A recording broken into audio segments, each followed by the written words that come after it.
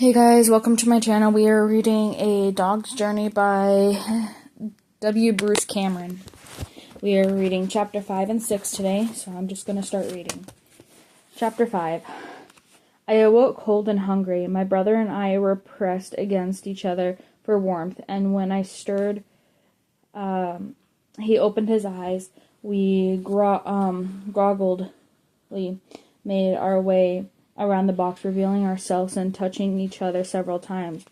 Communicating to each other was what was pretty obvious. Our mother and our siblings were gone. My brother started crying. Soon the woman called Jennifer came over to see us. We looked up at her, so tall above us. "You poor little puppies. You miss your mommy, don't you?" The sound of her voice seemed to soothe my brother. He stood on his rear legs, his front legs against the side of the box, and strained to raise his small muzzle. To her, she bent down, smiling. "It's okay, little one. Everything will be all right, I promise you." When she left, my brother went back to his whining. I tried to interest him in a wrestling match, but he was really unhappy.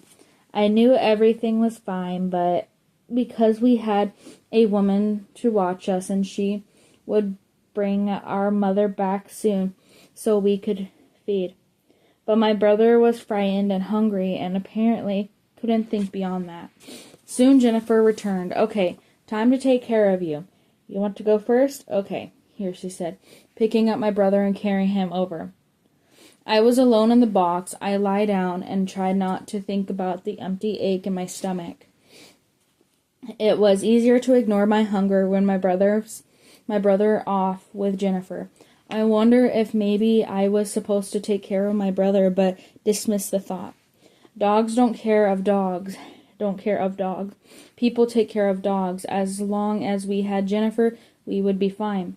I fell asleep and didn't wake up until I felt Jennifer lift me up into the air. She stared into my face. "Well, that didn't go as well as I had hoped," she said. "Let's hope it goes more quickly with you." I wagged in my tiny tail. Jennifer and I went upstairs. There was no sign of my brother, though I could smell him in the air, still holding me. She sat down on the couch, rolling me onto my back in a cradle in her arms. Okay now," Jennifer said. "Nice and still." She reached over and picked something up on an odd-shaped thing, and she slowly lowered towards my face. What was she doing? I squirmed a little. "You need to stay still now, puppy. This is going to be okay if you don't fight it," Jennifer said. Her voice was soothing, but I still don't know what was going on. But then I caught the delicious scent of warm milk. The thing she was holding was oozing food.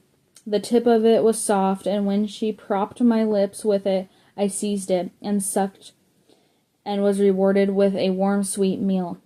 In a way, it was like being nursed by my mother, except that I was on my back and the thing in my mouth was very large. The milk was quite different, too, more sweet and light, but I was still complaining. I sucked. That wonderful warm liquid erased away the ache in my belly. When I was full, I was drowsy, and Jennifer held me and patted me on my back, and I burped a little. Then she took me down to the hall to a soft bed, where the big dog with the huge ears were sleeping. My brother nuzzled up against him. "Here's another one, Barney," Jennifer whispered. The big dog groaned, but he wagged his tail and didn't move when I nuzzled up against him. Though he was a male, his tummy was warm and comforting, like mother's. My brother squeaked out a greeting and then went right back to sleep.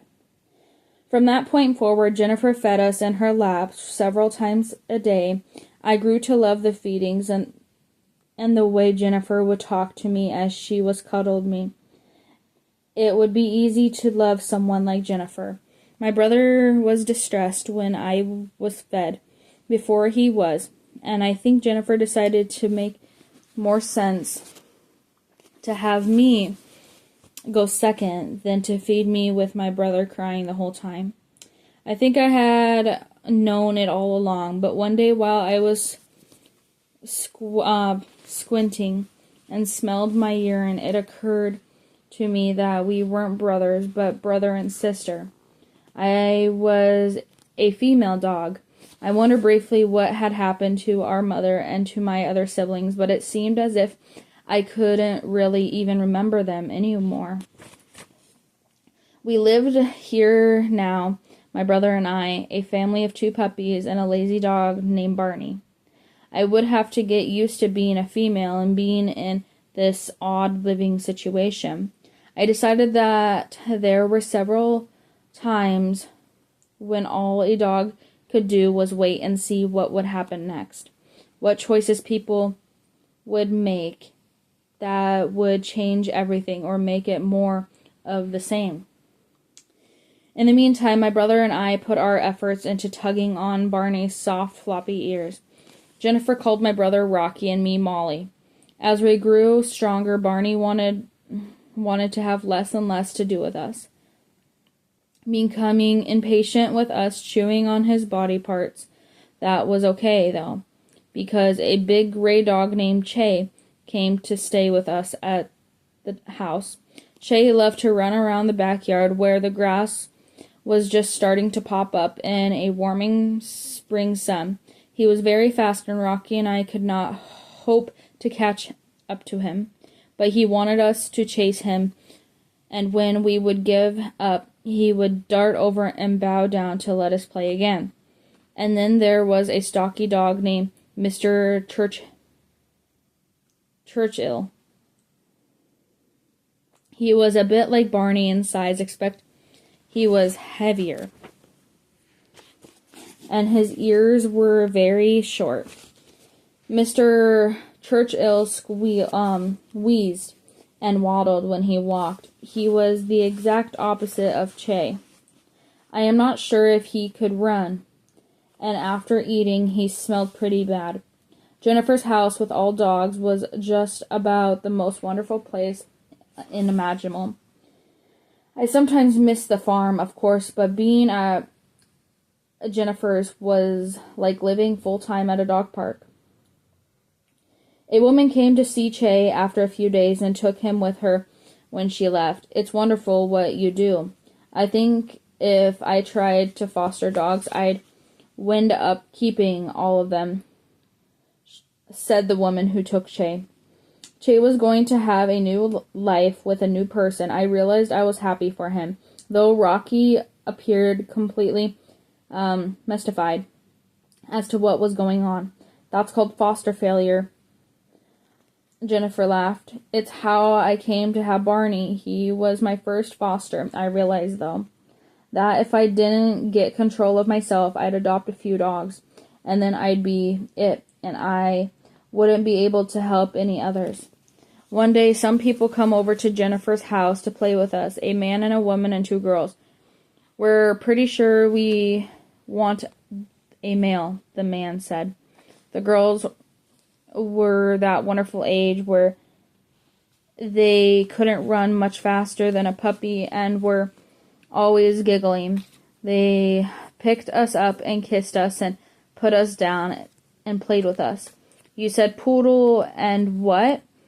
And the man said. Jennifer said, somebody knows spaniel, terrier. I knew what was happening. They were here to take either Rocky or me home with them. I wonder why we had to leave this place. If anyone should go, it should be Mr. Churchill, who mostly just stood there, emitting odors, or when Rocky goaded him into it, would chase us and knock us over with his chest. But I also knew that people were in charge. They decided dogs' fates, and I would have to go where they sent me. In the end, Rocky and I stayed. I was relieved not to lose Rocky and happy not to have to say goodbye to another dogs, but didn't understand it, why people would come play with me, and then not want to take me with them. And then one day I did understand. Rocky and I were in the backyard with the new brown dog named Daisy. Daisy was very timid around Jennifer. She wouldn't come when called, and whenever Jennifer reached down to pet her, Daisy would shy away from her hand. Daisy was very thin and had light brown eyes. She would play with Rocky and me, though, and even though she was much larger, she would let us pin her when we were wrestling. I heard car doors slamming, and then a few minutes later, the screen door at the back of the house slid open. Rocky and I trotted over to investigate as Jennifer and a boy and a girl came out into the yard, while Daisy slunk over to a place behind the picnic table where they seemed to feel safe. "Oh my God, they are so cute," the girl laughed. She was about the age of Ethan and Ben when he started driving a car. She dropped to her knees and spread her arms wide. Rocky and I obediently ran over to her. She gathered us into an embrace, and her scent flowed from her, and that's when I made an outstanding discovery. It was Clarity. I went wild, climbing on her and kissing her and smelling her skin. I was leaping and spinning with joy. Clarity! Never before had it occurred to me that she might come look for me, that she would know I had been reborn and would find me. But humans drive the cars and decide when dogs eat and where dogs live, and clearly this was something else in their power. They could find their dogs when they needed them. That must be why the family with the little girls left without us. They were searching for their dogs, and Rocky and I weren't them. I could not get enough of Clarity, my little tail beating the air. I licked her hands, making her laugh.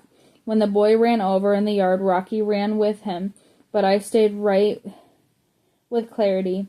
"What do you think, Trent?" Clarity called. "He's great," the boy called. "Molly seems pretty smitten with you," Jennifer said to Clarity. "I'll be right back." Jennifer went back inside her house. "Oh, you are so cute," Clarity said, smoothing my ears back. I kissed her fingers. "But my mom won't let me have a dog. We're here for Trent."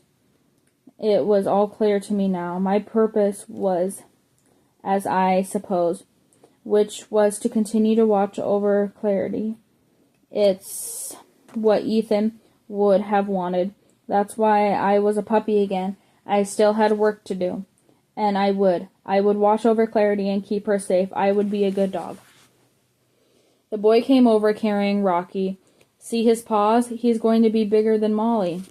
Clarity stood, and I stretched my 4 paws up as high as I could on her legs until she picked me up. Rocky struggled to get down from the boy's arms, but I held still, gazing into Clarity's eyes. "I want him," the boy said.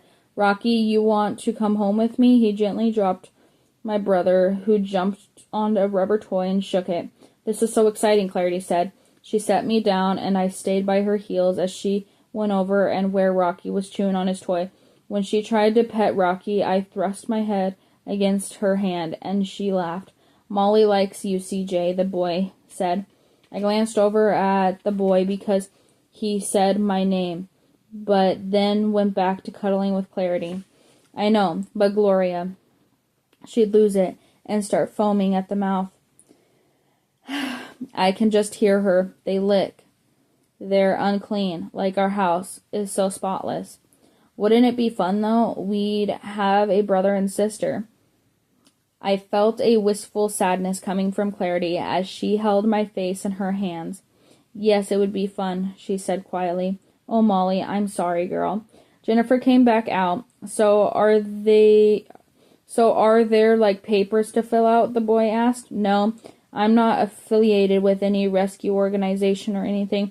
I'm just a neighbor lady who everybody knows will take in strays and find homes for them.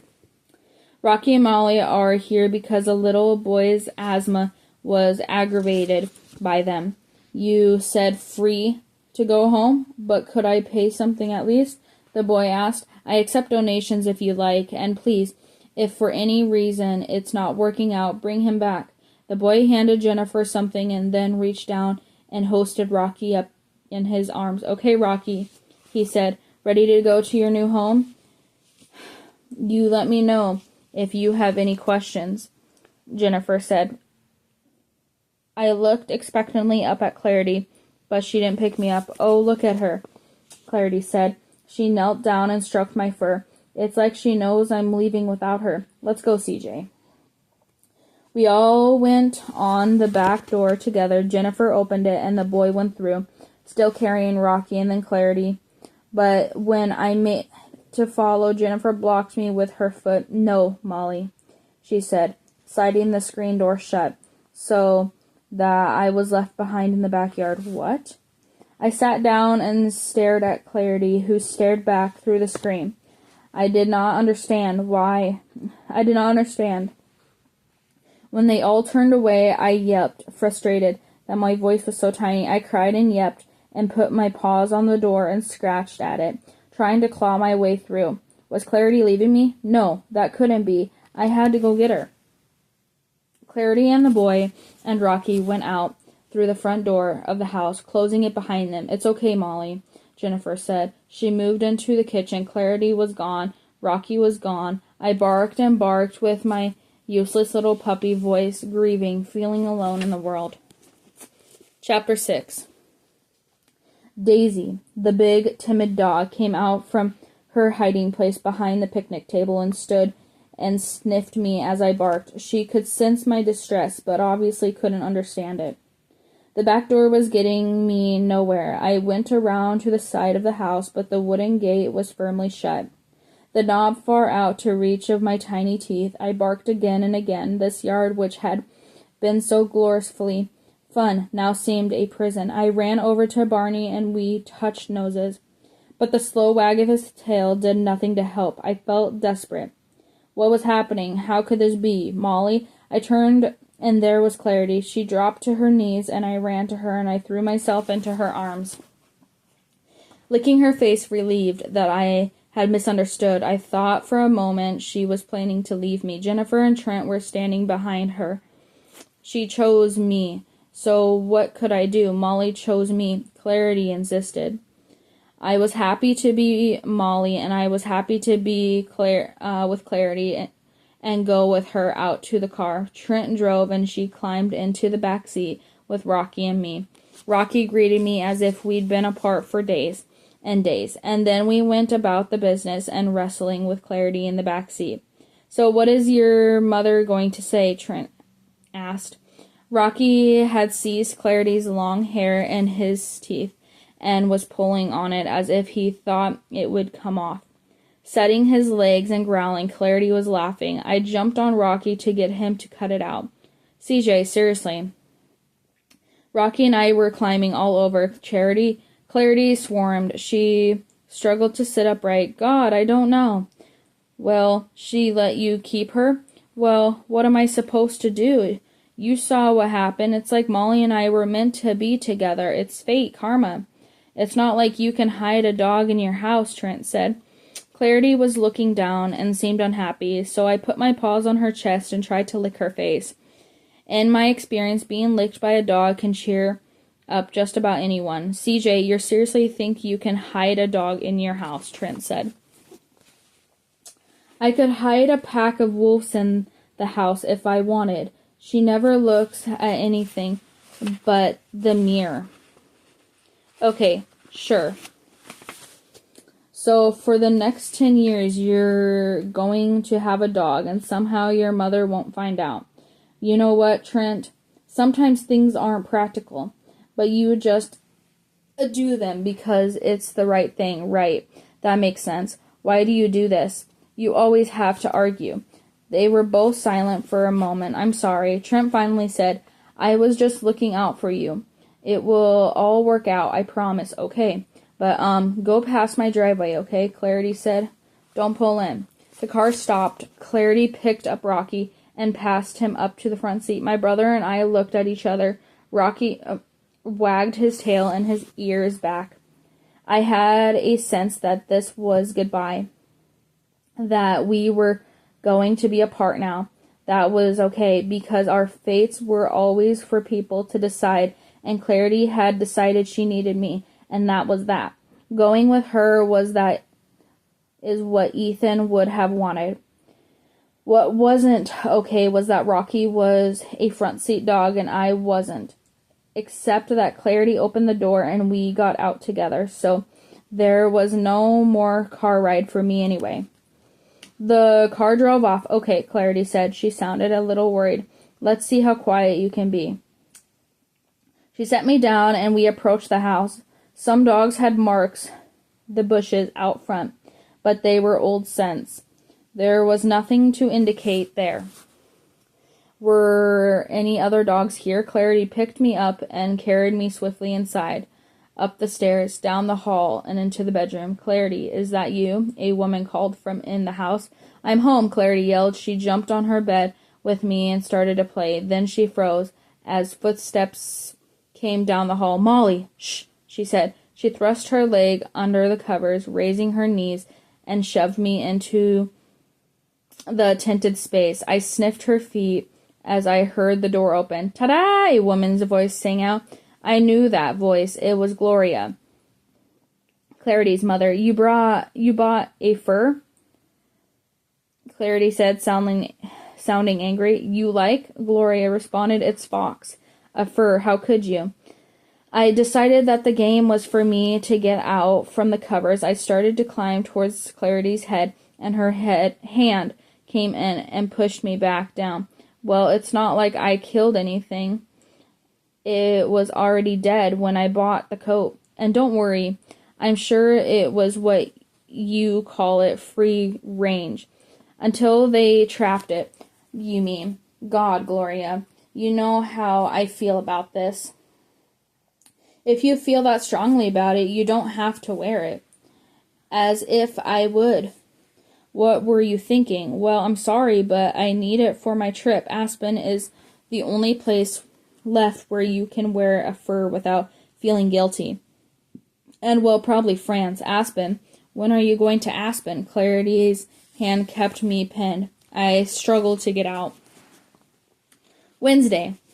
So I was thinking we should go shopping tomorrow, just the two of us. Tomorrow? Monday? It's a school day, Clarity said. Well, school, it's just a day. Clarity's legs kicked out from underneath the blanket, which settled softly down on my head. I need a yogurt, Clarity said. I popped out from under the covers, but it was too late. Clarity was leaving. I hate it when you wear those shorts, Gloria was saying as Clarity closed the door. They make your thighs look so heavy. Alone on the bed, I quickly determined that the floor was far, far out of range for my little legs. Whimpering my frustration, I paced on the soft blanket, taking the time to sniff deeply at the soft pillow.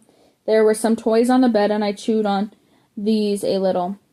Then the door opened. Clarity was back. I wagged and licked her face when she bent down to me, and sweet milk scent flavoring her breath. Is there anything more glorious than licking someone's face until she giggles? When Clarity carried me outside, she shoved me deep inside a shirt she was wearing to keep me warm. She praised me for squatting in the yard and fed me a little piece of cold, salty meat. The flavor was so strong it burnt my tongue. I'll get you some puppy food tomorrow, Molly. I promise, promise, promise. Do you want more ham? That night, I slept in the crook of Clarity's arms. She stroked me with her hand, whispering to me, I love you, Molly, I love you. I drifted to sleep with her hand still touching me. The day's activities had left me exhausted to the point where I didn't get up once during the night. Clarity woke up when the sun was barely out, putting on her clothes and carrying me with an odd carefulness out to do my business, speaking to me in the barest of whispers. My little bladder had been painfully full. Then she carried me down some stairs to the basement. This is my special place here, under the stairs, Molly said, whispered. I call it my clubhouse. See? There's a pillow for you, and here's some water. You just have to be quiet, okay? I'm not going to school, but I have to leave for just a bit. I promise, though, that I'll come back soon. Meantime, don't bark. Be quiet, Molly, be quiet. I sniffed a little space which was so low that Clarity had to squat. She handed me some more of the cold, salty meat and petted me in the way that I knew meant she was planning to leave me. So when she abruptly withdrew, sliding boxes to trap me in the space, I numbly started out. "Molly!" Clarity hissed. I wagged, hoping she understood I didn't want to be in a small space. I felt that I'd made my feelings clear when we'd been at Jennifer's house. I wanted to be with Clarity. She picked me up and pushed me back in. At this time, I wasn't fast enough to keep the boxes from blocking my exit. What was she doing? "Be good, Molly," Clarity said from the other side of the boxes. "Remember, stay quiet. Don't bark." I scratched at the boxes, but Clarity didn't return, and I eventually gave up. I took a brief nap and then found a plastic toy to chew on for a bit. But once I had to squat in the corner for a little space under the stairs, lost all of its charm for me. I yelped, wishing my voice were stronger. Even with a small enclosure bouncing my barks back to me, they sounded tiny and pathetic.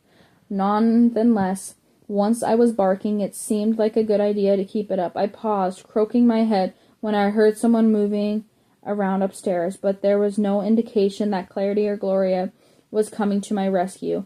So I started up again. Then I heard an unmistakable sound of the door at the top of the stairs opening. Footsteps came towards me. When they were directly overhead, I barked as loudly as I could. Someone was in the basement. I thought it might be Clarity, but then I heard someone strange, a human yowling, somewhere between crying and wailing. It was an awful noise, a noise of pain and perhaps fear. What was happening? I stopped barking, a little afraid. A strong scent, flowery, oily, and musky, flowed into my space from behind the boxes. Overhead, I heard the front door open and shut. There were footsteps, and then I sensed someone else standing up at the top of the stairs. "Gloria, are you down there?" It was Clarity. Still, the mournful wailing continued. I was silent. No human had ever made a sound like that in my whole life. Footsteps came rattling down the stairs. "Gloria!" Clarity's voice called. There was a loud scream. "Ah!" I recognized Gloria. Clarity screamed too. "Ah!" I whispered. "What was happening, Clarity? June, you scared me to death," Gloria panted. "Why didn't you answer?" "What were you doing?" Clarity asked. "I was singing. I had my earbuds in." "What are you doing home?" "What's in the bag?" "I forgot something. It's, dog food. We're having a food drive at school. Do you really think it looks good to give dog?" "Mother, it's not for the people. It's for their dogs." "You mean to tell me they can't afford to feed themselves, but they have dogs? What's this country coming to? Are you getting laundry?" "I'll help you fold," Clarity said. "Let's take it upstairs." They went up the stairs, leaving me alone again. I was really hungry. Alright, thank you guys for listening, and I will see you guys in chapter 7. Have a good day, guys.